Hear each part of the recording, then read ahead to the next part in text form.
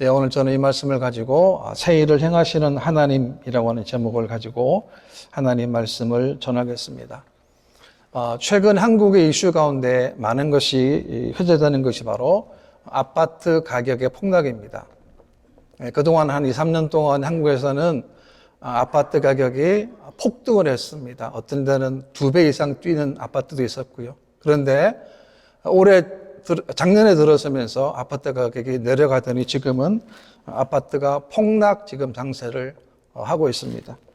왜 사람들이 집에 관심이 많습니까? 그것은 집이 없을 때 당하는 서러움이 너무 크기 때문에 그렇습니다. 전세를 살게 되면 집주인이 전세 가격을 올리기 때문에 그 돈을 마련하지 못해서 어쩔 수 없이 이사를 해야 합니다.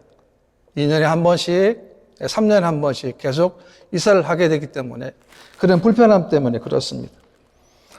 그래서 한국에서는 내 집 가지는 것이 목표인 사람들이 참 많이 있습니다. 그런데 집이 없는 것과는 비교할 수 없는 서름이 있습니다. 그것이 뭐냐면 나라를 잃어버리는 것입니다. 나라의 주권을 잃어버리게 되면 어떻게 됩니까? 혹독한 생활, 또 오감만이 남아 있습니다. 우리나라도 과거에 일본에 의해서 36년 동안 참으로 많은 고통과 신음을 경험하지 않았습니까? 오늘 본문의 이스라엘 백성들이 바로 그렇습니다. 당시 이스라엘 백성들은 하나님의 심판을 받았습니다. 하나님의 징계를 받은 거예요. 예루살렘 성이었습니다. 성전이었어요. 예루살렘 도성이었습니다. 그런데 그곳이 하나님의 심판을 받는 도성이 되고 말았습니다. 그들에게는 희망이라고는 전혀 찾아볼 수 없는 그 순간에 하나님은 그들에게 선지자를 보내셔서 하나님의 말씀을 들려주십니다. 저는 본문에서 세 가지로 교훈을 얻고자 하는데요. 첫 번째는 이스라엘을 잊지 않으시는 하나님이십니다. 14절 말씀 보시게 되면 너희의 구속자요 이스라엘의 거룩한 이 여호와가 말하노라 라고 했습니다.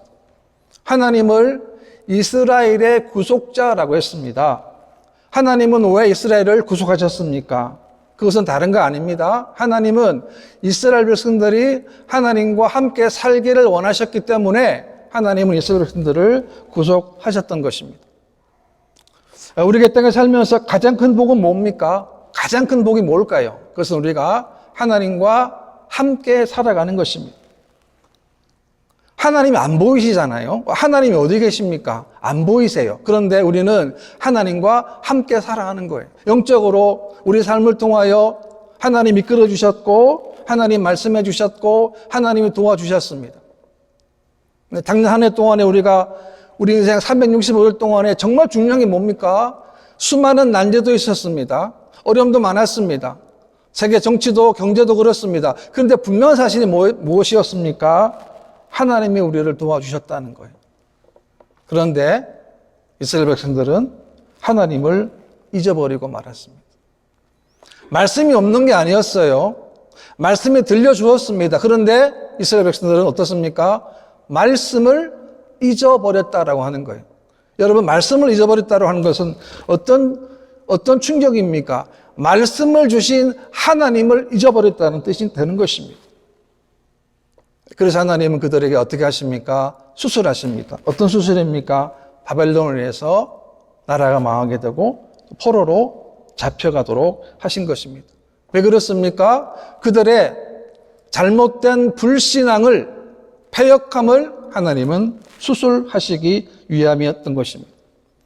사람 보기에는 잘 모릅니다. 똑같이 예배를 드렸으니까요. 그런데 하나님 보실 때는 이스라엘 백성들의 신앙은 거짓이었고 죄악 덩어리였던 것입니다. 이사야적 말씀 보게 되면 발바닥에서 머리까지 상한 곳이 없이 상한 것과 터진 것과 새로 맞은 흔적뿐이거늘 그것을 짜며 싸매며 기름으로 부드럽게 함을 받지 못하였도다 라고 했습니다. 무슨 말입니까?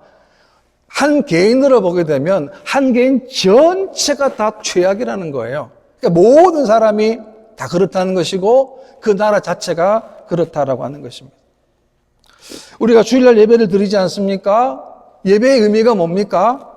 우리 영과 진리로 드린 예배가 어떤 의미가 있습니까?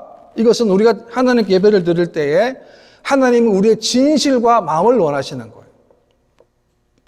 진정한 마음으로 만약에 우리가 예배드리는 오늘 이 시간에 지난 한 주간 동안에 아니면 지난 한 해 동안에 잘못했던 것들이 내 마음속에 가은이 되어 있다면 그것을 끄집어내는 거예요.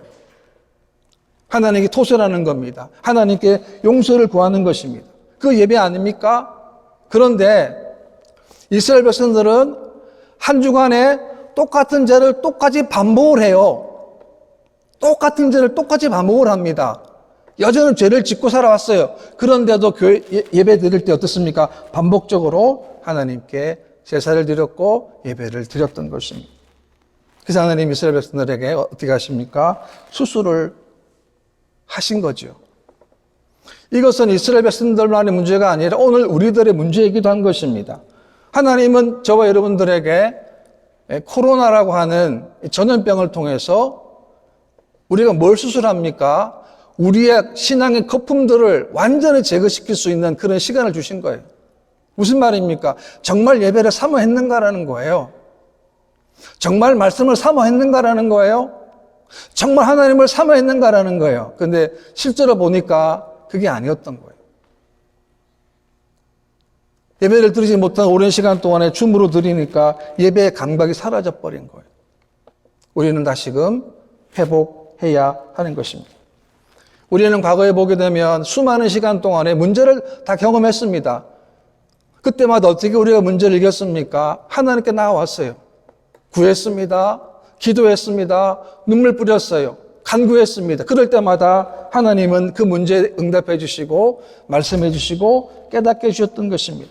근데 문제는 뭐냐면 지금은 이런 마음이 너무나 약화되었다는 것입니다. 또 하나는 이스라엘의 거룩한 자라고 하나님께서 말씀하십니다. 하나님은 이스라엘의 거룩한 자이시기 때문에 이 말을 바꿔 얘기하면 이스라엘은 하나님의 거룩한 자로부터 부름을 받았기 때문에 그들의 삶 자체도 뭡니까? 거룩해야 된다는 것이죠. 그런데 이스라엘 백성들은 하나님 나라의 거룩한 신분을 망각하고 어떻게 했습니까? 이방 나라와 교제하며 살았던 거예요. 이방 나라의 풍습, 우상을 섬겼습니다. 하나님 백성인데요. 우상을 하나님처럼 섬겼습니다. 아닙니다. 하나님보다 더 섬겼다는 거예요. 누가요? 이스라엘 백성들이. 그래서 하나님은 어떻게 하셨습니까? 이방 나라를 통해서 이스라엘을 징계하시고 심판하신 것입니다. 왜요? 그들이 하나님의 은혜를 거부했기 때문에 그렇습니다.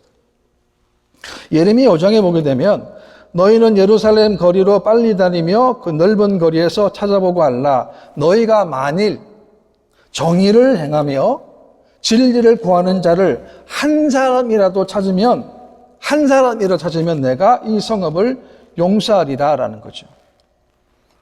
하나님 왜 이런 말씀하셨겠습니까? 예루살렘 성에 하나님이 원하시는 사람이 한 사람도 없었다는 거예요. 만약 그 사람을 찾기만 하면 그 사람이 그 예루살렘 성에 무슨 죄를 지어도 용서해 줄 텐데 그 한 사람이 없었기 때문에 하나님이 그 예루살렘 성을 심판하시겠다는 거죠. 하나님은 지금도 이 한 사람을 찾고 계신다는 거죠. 바로 우리가 하나님이 찾는 그 거룩한 사람 되시기를 바랍니다. 우리가 하나님께 거룩한 삶을 살려면 어떻게 되겠습니까? 우리 자체가 하나님 보실 때 거룩한 삶을 살아야 되는 것입니다. 다시 말하면 우리는 세상과는 전혀 다른 삶을 살아야 합니다. 여러분 얼마나 우리가 어렵습니까? 똑같은 삶을 살고 있어요. 똑같은 잠을 잡니다. 똑같은 밥을 먹습니다. 똑같은 일을 하는데 우리는 목적이 다른 거예요. 의미가 다른 거예요. 왜? 우리는 이 땅에서 하나님 나라와 하나님의 의를 먼저 구하는 하나님의 자녀로 우리가 부름을 받았기 때문에 그렇습니다. 성경에 보게 되면 하나님의 뜻은 이것이니 너희의 거룩함이라 라고 했습니다.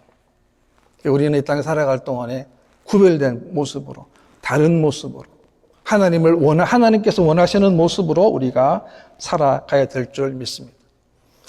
우리가 한 해를 보냈지 않습니까? 한 해 동안에 우리가 뒤돌아보면 좋았던 일도 참 많았습니다.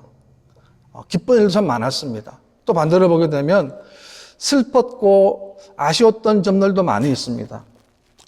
우리가 혹 바라지 못해서 실망할 수도 있습니다.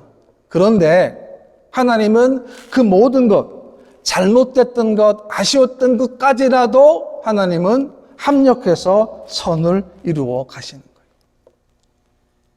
놀랍지 않습니까? 우리가 실수할 수 있고 실패할 수 있고 잘못할 수도 있는데 하나님은 그것조차도 하나님은 어떻게 합니까? 선으로 바꾸어 주시는 거예요. 이 사실을 믿으시기를 바랍니다. 왜 그렇습니까? 하나님이 우리와 함께 하시기 때문에 그렇습니다. 올 한 해도 여러분 우리 삶에 하나님이 여러분과 반드시 함께 하시는 줄 믿으시기를 바랍니다. 어떤 환경에서도 어떤 처지에서도 어떤 위기에서도 하나님이 함께 하시면 이길 수 있습니다. 승리할 수 있습니다. 왜? 내 힘이 아니기 때문에 그래요. 내 힘이라 그러면 승리할 수가 없는데 내 힘이 아니라 하나님의 힘으로 했기 때문에 우리가 승리하게 되는 것입니다. 그 다음에 두 번째는 하나님께서 새 일을 행하십니다. 18절 말씀 보게 되면 너희는 이전 일을 기억하지 말며 옛날 일을 생각하지 말라라고 말씀합니다. 하나님께서는 이전의 일을 기억하지 말라고 말씀합니다. 이 이전의 일은 뭘 말하겠습니까? 이것은 이스라엘 백성들이 광야 생활 가운데 구원받은 사건을 말하는 것입니다. 이스라엘 백성들이 출애굽했을 때에 그들 앞에는 홍해가 버티고 있었습니다. 뒤에는 애굽의 군병들이 추격해 오지 않습니까? 피할 곳이 없어요. 도망할 곳이 없습니다. 그래서 어떻게 생각합니까? 아니, 다 죽었다, 이제는. 다 죽었다는 생각을 하게 될 그쯤에 하나님 어떻게 하셨습니까? 하나님은 다른 방법이 아니었어요. 홍해가 있는데 홍해를 건너게 해주시는 거예요. 어떻게 하셨습니까? 홍해를 도란 것이 아닙니다. 하나님께서 홍해를 가르신 것입니다. 그래서 이스라엘 백성도 어떻게 했습니까? 홍해를 무사히 건넜습니다. 그러나 그들을 따르는 애국 군사들은 어떻게 되었습니까? 홍해에서 다 죽었습니다. 17절 말씀 보시게 되면 병거와 말과 군대의 용사를 이끌어내어 그들 일시에 엎드려져 일어나지 못하고 소멸하기를 꺼져가는 등불 같게 하였느니라 라고 했어요. 애국 군병들이 특별 병거들이 어떻습니까? 꺼져가는 등불이라는 거예요. 곧 사라진다는 거예요. 이게 뭘 말합니까? 애국 군병들의 갑작스런 죽음이고 멸망이라는 것입니다. 출애굽 17장 말씀 보게 되면 여호와께서 애굽 사람들을 바다 가운데 엎으시니 물이 다시 병거들과 기병들을 덮되 그들의 뒤를 따라 바다에 들어간 바로의 군대를 다 덮으니 하나도 남지 아니하였더라. 놀랍지 않습니까? 우리 인간의 생각으로는 절대로 행할 수 없는 그 일을 하나님이 하시는 거예요. 그러니까 우리가 할 일이 뭐냐면 앞에 아무리 무슨 일이 있어도 하나님이 가라고 하셨는데 가기만 하면 하나님이 다 문을 열어주시는 거예요. 그 문제는 뭐냐면 너무 두려워가지고 가지를 않는 거예요. 가기가 꺼려하는 거예요. 이때 필요한 게 뭡니까? 믿음이라고 하는 것입니다. 하나님은 광야 생활 동안에 하나님은 그들을 개입하셨고 은혜를 주셨습니다. 그래서 그들이 척박한 광야 가운데서도 살 수 있게 하셨고 마침내 가나안 땅으로 들어가게 하신 거예요. 이것 엄청난 일 아닙니까? 그런데 앞으로 될 일은 이것과는 비교할 수 없이 큰 일을 말씀하시는 건데 그것이 뭐겠습니까? 어떤 걸 말하겠습니까? 그것이 바로 예수님을 통한 구원 사역을 말씀하는 것입니다. 죄와 흑암 가운데 있던 저와 여러분들을 위해서 이 땅에 예수님이 오셨고 예수님 믿음으로 말미암아 우리가 구원받았고 우리가 하나님과 함께 예수님과 함께 말씀과 함께 살아갈 수 있도록 하나님이 허락해 주신 거예요. 여러분 세상 가운데 그 누구도 어떤 명예를 가지고 어떤 부귀를 가져도 영원히 목마르지 않는 삶을 사는 사람은 아무도 없습니다. 여러분 세계 돈을 다 모은들 어떻습니까? 시간 되면 다 떠나는 거 아닙니까? 하나님 말씀하셨습니다. 우리가 예수 안에 있으면 우리들에게 영원히 목마르지 않는 삶을 허락해 주신 거예요. 너무나 기뻐요. 너무나 감사합니다. 왜? 하나님이 우리 아버지시기 때문에 그렇습니다. 저도 이제 우리 아이들이 사춘기고 아직 삼춘기, 사춘기쯤 돼가지고 가끔씩 말을 참 안 들을 때가 있어요. 제가 최근에도 애들이니까 그럴 수 있겠죠. 저하고 의견이 안 맞으니까. 제 화가 머리 꼭대기까지 다 올라왔습니다. 내가 한 번쯤은 내가 화를 내도 전혀 이상이 없을 정도로 이제 애들이 막 그러더라고요. 그래서 제가 화를 안 냈습니다. 화를 안 내고 꼭 참았습니다. 입을 안 열었어요. 말을 하고 싶었는데 그러면 되냐고. 그만 안 했어요. 근데 애들이 여전히 입이 툭 튀어나와가지고 이제 차를 타고 이제 가는데 아침을 안 먹었거든요. 애들. 그래서 맥도날드 가서 아침 좀 그래도 먹어야 되지 않겠냐. 그래서 같이 가서 이제 드라이브 스루로 가서 이제 오더를 하고 기다렸어요. 근데 이게 웬일입니까? 우리가 주문했던 것 있잖아요. 우리가 모바일로 주문을 했는데 주문했던 것보다 햄버거 3개가 더 나온 거예요. 그래서 저는 그랬거든요. 아침 먹었으니까 저는 맥도날드 안 먹어도 되니까 커피만 하나 주문하면 좋겠다 그랬는데 갑자기 3개의 그 햄버거가 더 나와버리는 거예요. 그래서 저는 운전하다 모르지 않습니까? 봉투에 넣으니까. 가면서 보니까 제가 3개를 다 못 먹었어요. 2개를 먹었습니다. 그래서 느낀 게 뭐냐면 화가 엄청 났는데 말을 안 했잖아요, 제가. 하나님 천사를 보내셔가지고 저한테 또 맥도날드 2개를 허락해 주시는구나. 제가 맛있게 먹었습니다. 여러분, 우리가 하고 싶은 말이 있습니다. 화가 날 때가 있어요. 속상할 때가 있습니다. 그때 참아야 돼요. 내가 계획했던 대로 안 될 때 있습니다. 내가 가고 싶은 길을 하나님 막을 때가 있어요. 하나님 그때도 우리는 어떻게 됩니까? 하나님께 무릎 꿇어야. 분명히 하나님이 살아계시기 때문에 그렇습니다. 여러분 잘 아시는 맥스 루카도라고 하는 분이 계신데 이분이 쓴 책 가운데 예수님처럼이라는 책이 있는데 그 책에는 이렇게 말합니다. 하나님은 당신을 있는 그대로 사랑하십니다. 그러나 그대로 두시지는 않습니다. 이게 무슨 말입니까? 하나님은 우리를 너무 사랑하시는데 하나님의 사람으로 계속 변화되기를 하나님이 원하신다는 거예요. 그래서 우리는 하나님께서 올 한 해 동안에 뭘 기억해야 되겠습니까? 하나님이 우리를 위한 하나님의 새 일이 이미 준비되어 있는 줄 믿으시기를 바랍니다. 우리가 왜 실패합니까? 왜 실수합니까? 자꾸만 인간적인 생각으로 계획하기 때문에 그래요. 내 생각이 아닙니다. 올 한 해 동안 우리는 어떤 일을 꿈꿔야 되겠습니까? 하나님의 새 일, 하나님만 하시는 그 일을 우리는 꿈꿔야 하는 것입니다. 우리 새교회를 위해서도 그렇습니다. 또 여러분 가정과 또 직장과 모든 환경 가운데서도 하나님이 여러분과 함께 하시고 하나님의 새 일이 있음을 믿으시기를 바랍니다. 사도행 2장에 보게 되면 하나님 말씀하시기를 말세에 내가 내 영을 모든 육체에 부어주리니 너희의 자녀들은 예언할 것이요 너희의 젊은이들은 환상을 보고 너희의 늙은이들은 꿈을 꾸리라 라고 했습니다. 마지막 때가 되면 어떻습니까? 자녀들은 예언을 합니다. 젊은이들은 환상을 봅니다. 늙은이들은 꿈을 꾸게 된다는 것입니다. 왜 이런 꿈을 주십니까? 왜 환상을 주십니까? 다른 게 아닙니다. 하나님의 뜻을 찾아라는 거예요. 하나님을 찾아라는 거예요. 이 꿈을 향해서 환상을 통해서 예언을 통해서 하나님의 뜻을 찾아라라고 하는 것입니다. 올 한 해 동안 우리가 어떤 일보다도 하나님의 뜻이 더 명확하게 여러분 발견되어지는 한 해가 되시기를 바랍니다. 그 다음에 세 번째는 하나님께서 일하시면 문제가 해결됩니다. 19절인데요. 보라 내가 새 일을 행하리니 이제 나타낼 것이라 너희가 그것을 알지 못하겠느냐 반드시 내가 광야의 길을 사막의 강을 내리니 라고 했습니다. 하나님께서는 광야의 길을 내시는 거예요.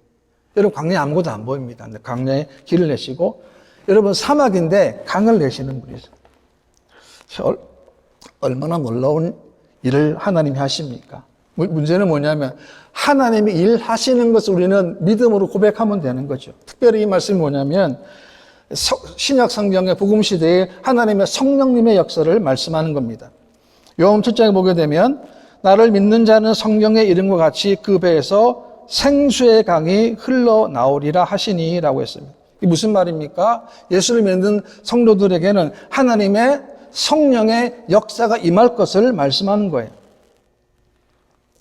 우리가 예수 믿고 변화받았습니다. 우리 안에 성령의 열매가 있습니다. 성령의 은사가 있습니다. 성령의 기쁨이 있다는 거죠. 그래서 우리가 사막이지만 환경은 사막이에요. 아무것도 안 보이는데 기쁨이 있는 거예요. 왜? 내 안에 하나님의 성령님이 거하시기 때문에 그렇습니다. 광야에 산다는 것은 어렵지 않겠습니까? 물도 부족하고 먹는 것도 부족합니다. 갈증도 많이 날 것입니다. 그런데 그 사막에 가게 되면 하나님이 길을 내시고 하나님이 강을 내신다라고 하는 것입니다.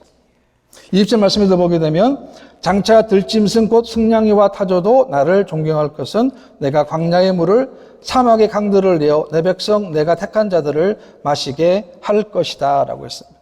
여러분 승냥이 뭡니까? 승냥이는 들깨를 말하는데요. 승냥이와 타조도 하나님을 존경하고 하나님께 찬양을 한다는 거예요. 더 중요한 게 뭡니까? 누가 그 물을 마시는 겁니까? 누가 물을 마시는 겁니까? 본문의 말씀처럼 내가 택한 자에게 마시게 할 것임이라고 하나님 말씀하셨습니다. 하나님은 올 한 해 동안에 저 여러분들 위해서 세팅을 다 해놓으셨습니다. 우리는 그 길을 믿음으로 걸어가기만 하면 하나님이 세팅해 놓으신 모든 것들을 우리가 만나게 될 것입니다. 우리는 하나님 앞에 나오게 되면 우리는 생수의 근원 되시는 하나님의 그 생수의 샘물이 터짐을 우리가 경험하게 될 것입니다. 우리는 한 해 동안에 믿음의 삶을 살려면 먼저 할 일이 있습니다. 그것은 삶 이전의 생각입니다. 믿음의 생각을 하지 않고는 믿음의 삶을 살 수 없습니다. 생각이 중요한 것입니다. 세상 가운데 살다 보면 부정적인, 비관적인 생각이 훨씬 더 많습니다. 이런 생각 때문에 믿음으로 전진을 하지 못하는 것입니다. 신앙은 언제나 긍정적이어야 합니다. 왜 그렇습니까? 환경이 아닙니다. 조건이 아닙니다. 우리 신앙은 뭡니까? 하나님을 항상 바라보기 때문에 그렇습니다. 21절 말씀 보게 되면 이 백성은 내가 나를 위하여 지었나니 나를 찬송하게 하려 함이니라 라고. 왜 그렇습니까? 하나님이 나를 위해서 광야에 물을 주신다는, 샘물을 주신다는, 이 어려운 환경 가운데서도, 이 척박 환경 가운데서도 하나님이 함께 하시는 표적과 은혜를 우리가 경험할 수 있기 때문에 그렇습니다. 우리는 매일매일마다 한 보 한 보 믿음으로 전진해야 합니다. 꾸준하게 가십시오. 열심히 가십시오. 포기하지 않고 계속 전진하시기 바랍니다. 여러분, 우리가 믿음의 전진의 비결이 뭡니까? 그것은 다른 것이 아닙니다. 우리가 포기하지 않는 겁니다. 절대 포기하지 않는 거예요. 그것이 하나님의 뜻이라고 한다면, 그것이 하나님의 계획이라고 한다면, 또한 그것이 나에게 주어진 하나님의 사명이라고 한다면 절대로 포기하지 마십시오. 그래서 우리는 포기하지 않기 위해서 날마다 하나님과 함께, 말씀과 함께, 기도와 함께 우리가 살아가는 것입니다. 우리가 신명기를 묵상하면서 깨닫는 것이 있습니다. 하나님은 이스라엘 백성들에게 가나안 땅에 들어가서 해야 할 중요한 원칙을 말씀하시는데요. 가장 중요한 게 뭐냐면 신명기를 보게 되면 하나님을 잊지 말라는 거예요. 그리고 성경 보게 되면 이런 상황 가운데 하나님 잊게 될 것을 말씀하고 있는데 8장에 보게 되면 이렇게 되어 있습니다. 먹어서 배부르고 아름다운 집에 거주하고 소와 양이 번성하며 풍부할 때에 하나님을 잊을까 염려하노라 라고 했습니다. 가기는 가는데 너희가 가나안 땅에 들어가긴 가는데 그 안에서 배부르고 풍족한 삶을 살게 되면 어떻게 된다는 겁니까? 하나님을 잊을 하나님이 염려한다라고 했습니다. 불행하게도 어떻게 됐습니까? 이스라엘 백성들은 하나님을 잊어버리고 말았습니다. 그들은 하나님 축복을 받았습니다. 그런데 그 축복 때문에 하나님을 잊어버리고 말았습니다. 말은 안 되는데 이것이 오늘 현실 아닙니까? 우리가 얼마나 하나님 축복을 많이 받았습니까? 얼마나 많이 받았습니까?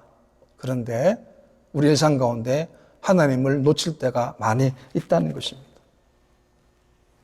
그러므로 우리는 다시금 하나님을 찾아야 합니다. 다시금 우리는 하나님께 매어 달려야 하는 것입니다. 우리의 삶은 분명히 광야의 삶입니다.